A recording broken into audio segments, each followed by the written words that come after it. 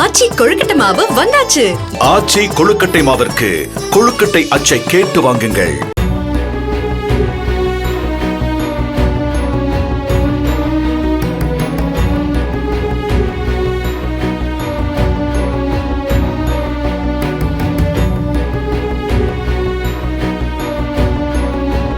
கடலூர் மாவட்டம் குப்பநத்தம் பகுதியைச் சேர்ந்த ஆட்டோ ஓட்டுநர் முருகன் என்பவர் தனது 4 வயது மகனை பள்ளியில் விடுவதற்காக ஆட்டோவில் அழைத்து சென்றபோது ஆட்டோ கவிழ்ந்து விபத்துக்குள்ளானது. இதில் படுகாயமடைந்த சிறுவன் ரோஹித் மருத்துவமனையில் அனுமதிக்கப்பட்ட நிலையில் உயிரிழந்தார். இந்த சம்பவம் குறித்து வழக்கு பதிவு செய்து விருதாச்சலம் போலீசார் விசாரணை மேற்கொண்டு வருகின்றனர்.